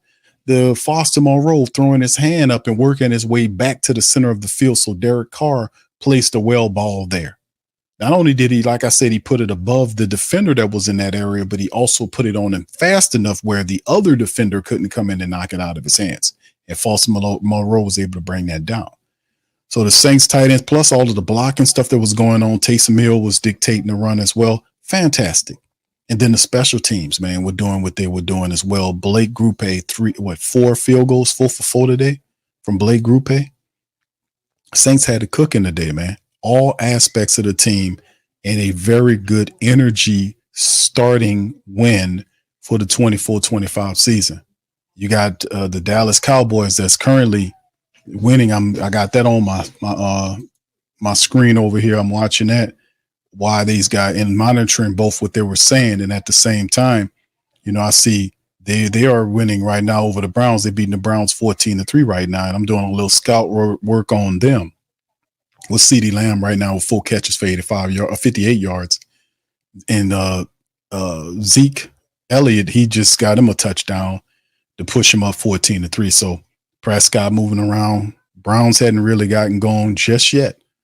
But you kind of monitoring and doing some scout work on them as we going over everything. But listen, got to give it to the Saints today. It was a full-out effort. They hammered the hell out of this team, and that was the positive. Now, what was some of the negative? Not too much to talk about negatively. A few things they had to iron out wrinkle-wise. The penalties was kind of high. They had 10 penalties in the game today. We were perfect in the red zone. A couple of the turnovers, you were like touchdowns there, but in the end, more positive than negative. The Saints hammered the hell out this team. They move on to 1-0, and we pack up our stuff and get ready to head to Dallas to be able to take on the Dallas Cowboys. And I know my girl Tasha is looking forward to that. She is looking forward to that. All right. Shout out to you, Tasha. Appreciate you on the Super Chat. Thank you. Fuck too kind. I see your Cowboys is up 14-3 right now, and they are marching. So, yeah, Cowboys get a win, man. That's going to be pretty cool if the Cowboys can get a dub, because that means both teams will have wins and they have a collision in Texas up there in Jerry's world. Brother Scoop, thank you. Said the best game, #1 in recent Saints history. Great scheme, great execution, and great extra effort from everyone. Nice to see it. Thank you, Scoop. Appreciate you, brother. Thank you. Fuck too kind. Yes, sir. All right. Yeah, it was an awesome game by the Saints today, man. Like I said, for some of our family members who watched the game, be happy and for your team. Your team did really well. I know a lot of people are still hesitant, and well on, it's just one win. One win does not make or break a team, but it does give you the momentum and the mindset going forward where it can make your season. I tell you what, it's a lot better than a loss. So the Saints hammered the hell out this team. We got to keep it pushing. We got to move it forward. All right, a few comments. If y'all have any questions or anything, please feel free to throw them in the chat as I'm getting ready to get on out of this joint. Yeah, any questions, man, please feel free to throw them in the chat. All right, any questions at all? All right, 504 Cole says, man, Carr got a preaching career. He got advanced word salad. The dude like to talk, man. Aid said, I hope we keep Alontae Taylor for the future. Hopefully we can extend him after this year. He's an excellent defensive back, and I feel like Tyron helped him a lot. He is very, very – the Saints have they have options. They have options in the secondary. Like, obviously, Marshawn Lattimore, I think he'll be gone next year. Kool-Aid McKinstry's here. He's a future project. Alontae, a future player in the system for the Saints. I think Paulson Debo needs to be his contract needs to be worked on so he could be here for the long term. And I think he will be the new person that heads the Saints' new secondary. When Laddie goes, you have Paulson, you'll have Alontae, you have Kool-Aid McKinstry, and you have Jordan Howden, who have an interception today. So you have the makings of a very young and good secondary. The Saints just had to have a few more pieces. The thing about it is, when Tyrann Mathieu leaves, they can move Alontae Taylor to safety. He can play the safety position. He can play that. That's where you talk about him getting paid. And that's the thing about Alontae Taylor. You don't have to worry about that. You don't have to worry about that at all. He can play corner and safety. He can make some money. So the Saints, if they have some vision, if if it's not Allen and we move past to somebody else, then he could be adjusted to a safety once Tyrann Mathieu leaves, and then the Saints could bring in another cornerback or what have you. But yeah, his versatility in the Saints secondary room, no doubt about it. Absolutely. All right. Yes, indeed. Big Valley, shout out to you. Says she came in like he knew the, yeah. Rashid Shaheed was awesome today. And the guy that tripped him up was Peyton Turner. Peyton Turner tripped him up on the run. And I was out like, oh man, he was gone. And then Peyton Turner tripped him up. It was Peyton Turner ran into him. Why, yo, what's up, fam? Says, yo, Scoob, Derek Carr threw it. Yeah, he was good. Trey, shout out to Trey. All right, big ups to you. Yo says, Q, don't want to give Q, don't want to give my props saying we don't need Simmons. Yes, indeed. I told y'all, man. I told you we don't need Simmons. I told y'all when they were talking all that Simmons talk, I said, listen, you get Simmons will make you a number one safe secondary in the NFL, but you already got a top 5 unit. I told y'all that. I said, you got a top 5 unit out there. You got talent there, man. Y'all really don't. I mean, most people do, but we have a lot of really good play. Jordan Howden's going to be good. Kool-Aid McKinstry is going to be good. Lalonte Taylor, people were making all this stuff about Lalonte Taylor and what he was going to do and how he struggled in his sophomore year. And we got to find somebody. The same people were saying that was the same people that were saying that about Paulson Adebo when he was struggling in his sophomore year. You would think, though, those people would put the pattern together, understand the sophomore thing is real.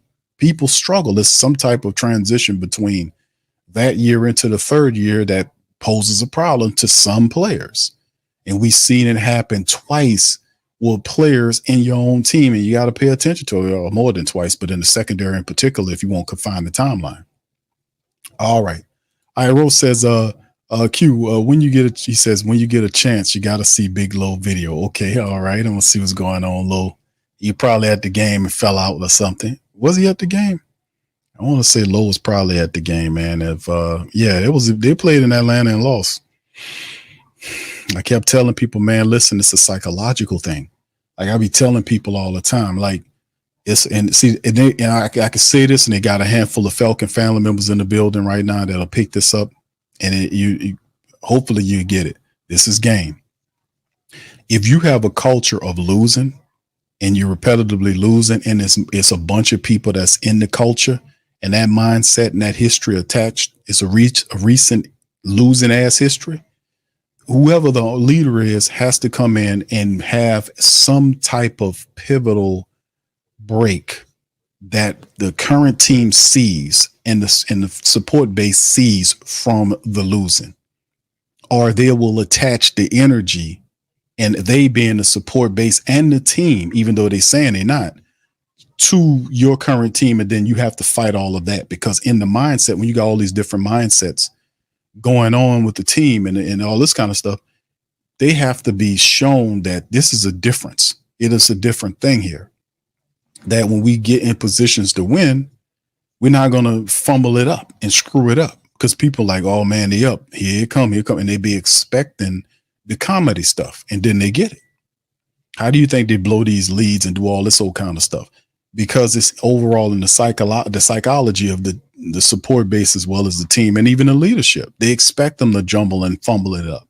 So at this point, people got to understand that the talent has been there as an overall psychological block that happens to teams like that all the time. And you have to have some type of barrier, and it has to be a visible barrier that the support base and the team and the leadership has to put there, leadership in particular, to make it a separation between the old and the new. Or if you don't, then you will completely be attached to that energy, and that energy will fumble and bumble up everything you're doing, because you're actually doing that to yourself.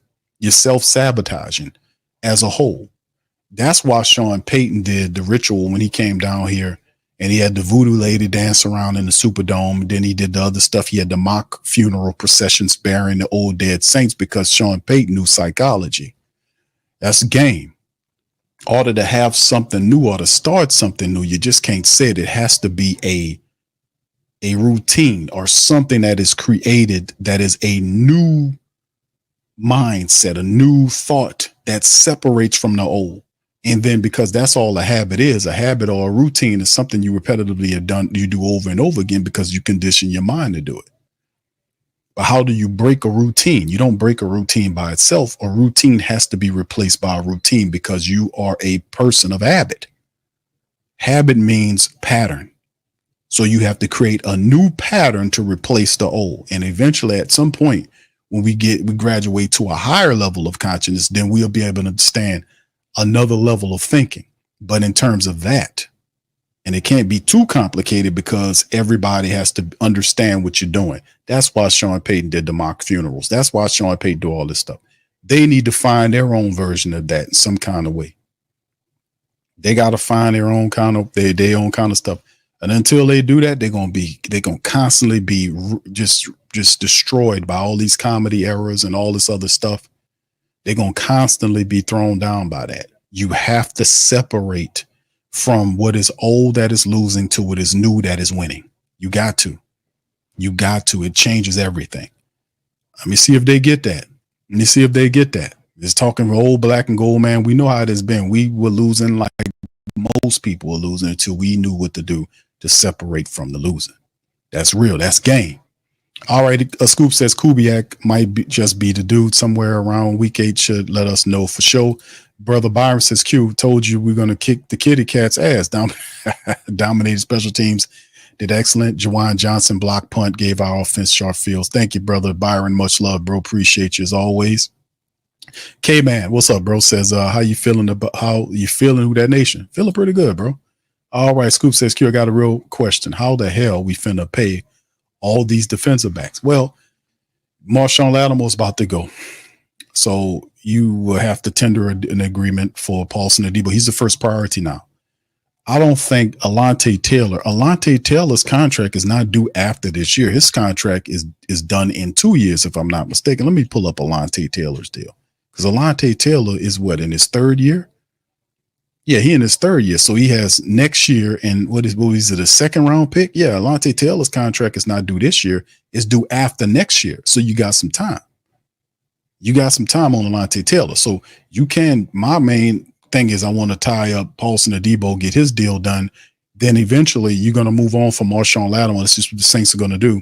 That'll free up some cake where you can be able to then a year from now, or maybe a little bit earlier, not this year, but next year, start talking about Alontae Taylor, see how he matures after this year and see where you can go in that. And then you continue to watch Jordan Howden progress, and then you still be able to at least reach into the top 4 rounds and see if you can get you another defensive back or a safety that can aid your scheme.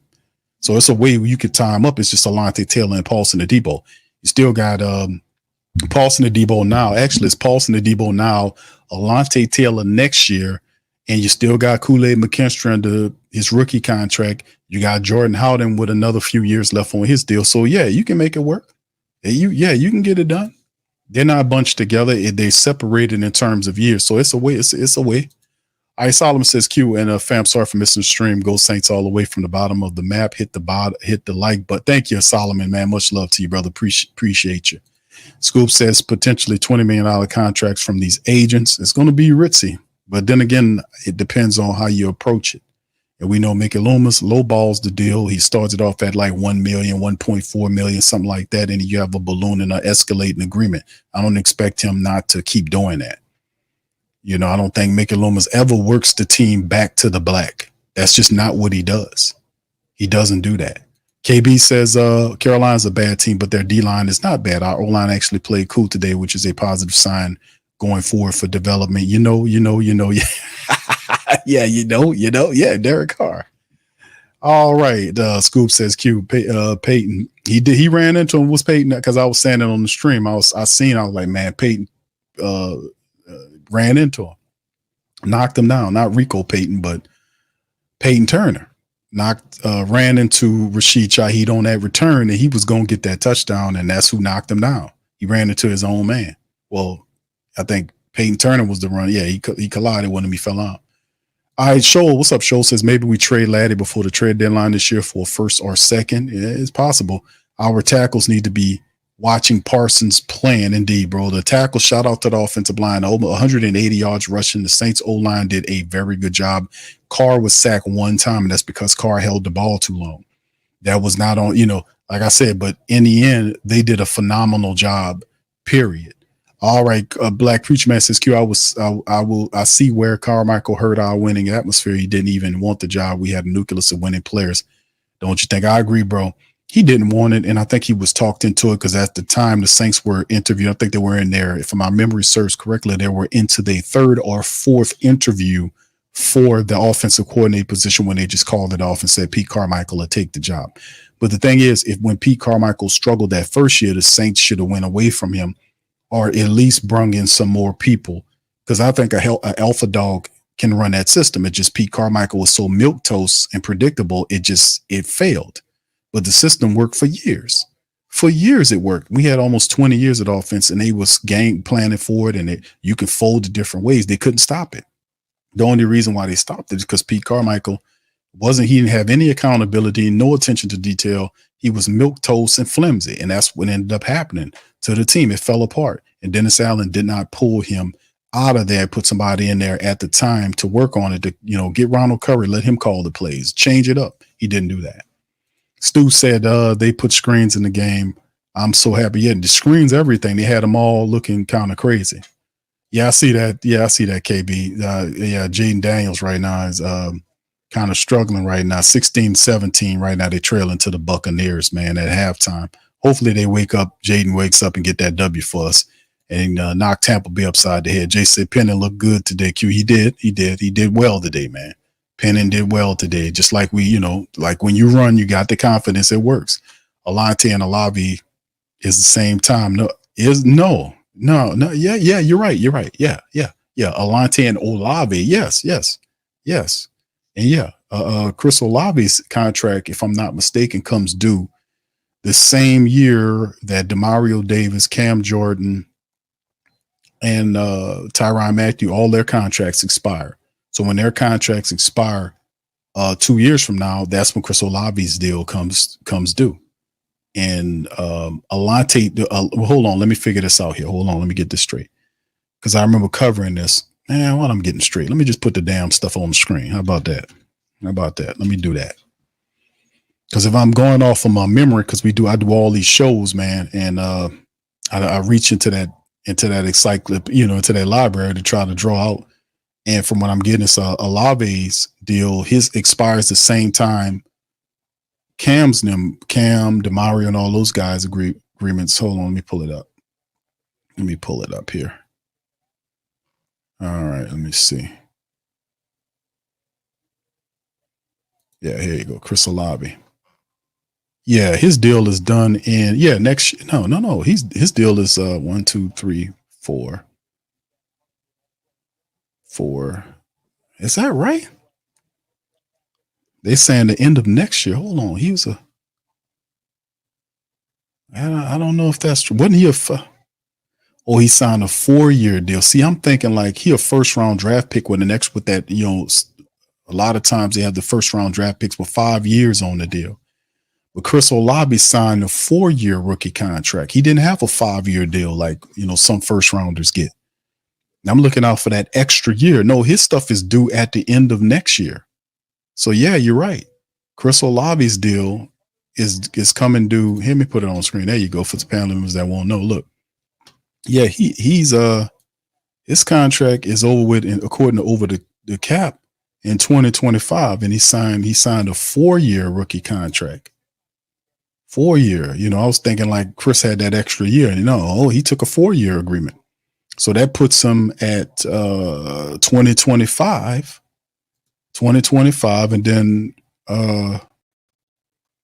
what was the other one? Alante is the same time. Yeah, they're both the same time. That's right. They're the same time. I was thinking like Olave was on the 5-year deal. No, you're right, student. You're right. They're both 2025. There you go. Thank you for that, man. I had to go and do some research, and I totally forgot all that. I thought he had the 5-year thing. And of course, let me see, when you talk about Cam, Yeah, Cam them, all them dudes, Cam Jordan, you can see right here too, he got a bunch of voided stuff. But that last active play year is 25. And it's not just him that's on that time. That's not only him, that's Marshawn, that's Cam Jordan, that's Tyrann Mathieu, that's DeMario Davis, that's Taysom Hill, and Foster Monroe. All of them got 2 years, and according to Chris Olave. So the Saints are gonna look kind of different moving forward. It's gonna look real different. All right. Well, thank you, KB. She says, what's wrong with Olave? He was real quiet today. No, it wasn't his time to shine. He had a couple of receptions, but you watch him shine next week. That's when he really gonna cut loose on him. All right, yeah, the Browns. Yeah, I'm watching it, man. They just the Cowboys done went up on these people 20-3. They're about to kick a 66-yard field goal. Are you kidding? And you missed it. Oh, they delayed the game. Okay, there's a flag down. It's a delay of game penalty. That man tried to kick a 66-yard field goal. And it says a delay of game. Yeah, the people up 20-3 with 4 seconds. They tried to kick a 66-yard field. People crazy. People crazy as hell. All right, I think the guy made it too. Mike McCarthy pissed off too. He better chill out before he have a heart attack out there. He looked like a boiled lobster, how hot he is out there. All right. So anyway, yeah, we got it, man. We good. All right. So let's fam, I'm about to get ready to get on out of here, man. I appreciate y'all for chiming in on this one, man. Listen, man, great win by the Saints today, man. The Saints hammer the Carolina Panthers 47-10.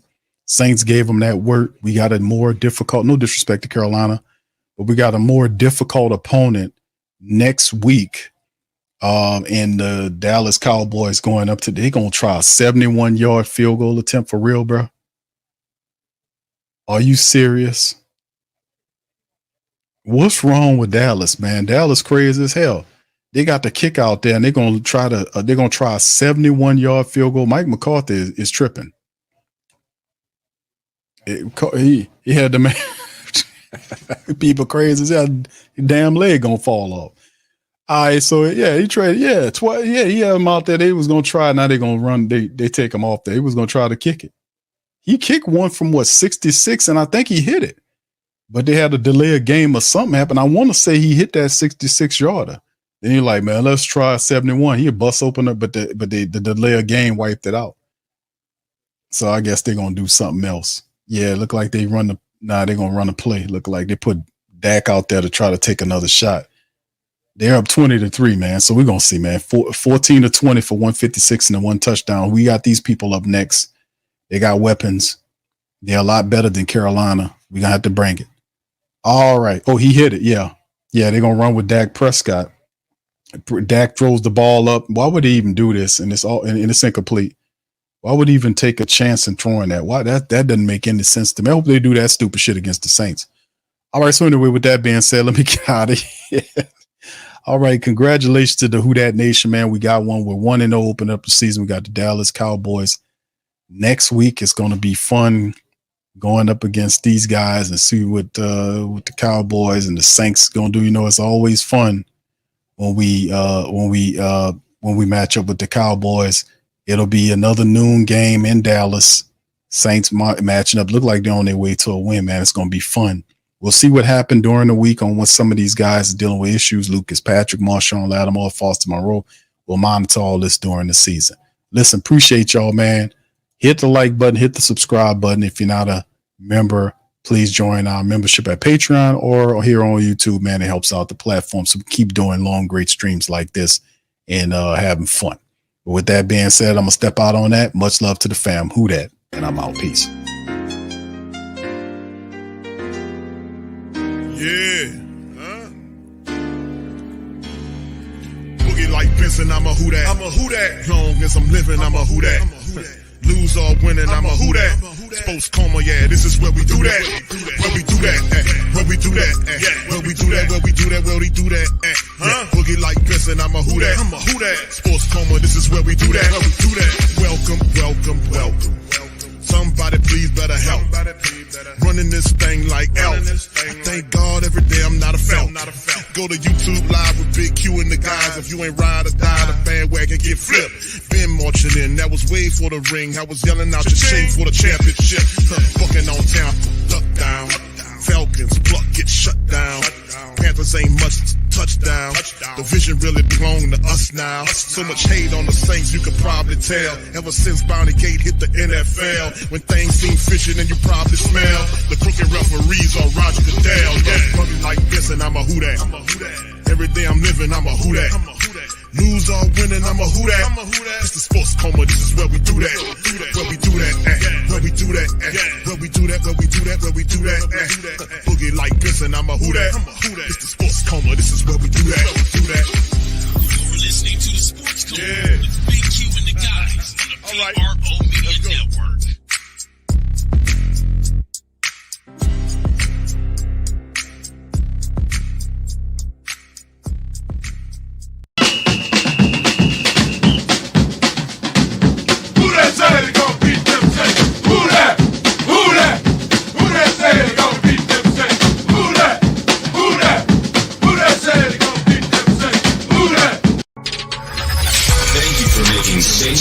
Your black and gold home for the New Orleans Saints.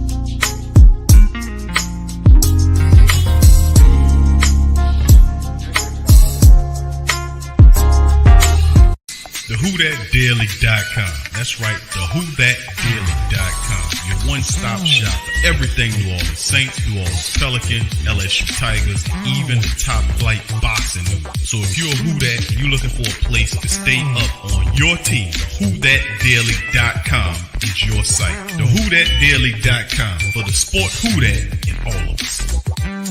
That's right, the Pro Shop is the platform store where you can go and buy all the latest merch to support the platform. Available at the Pro Shops, we have dozens of hundreds of products available for you and your family. Unisex tees for men and women, hoodies and sweatshirts, tank tops, kids and baby items, long sleeve tees, mugs, pillows, wall art, bath bedding, face masks, phone cases, stickers, bags, fanny packs, socks, hats, and many other items. Please feel free to check out the Pro Shops. The link is in the description section below. Remember, it helps the platform continue to grow.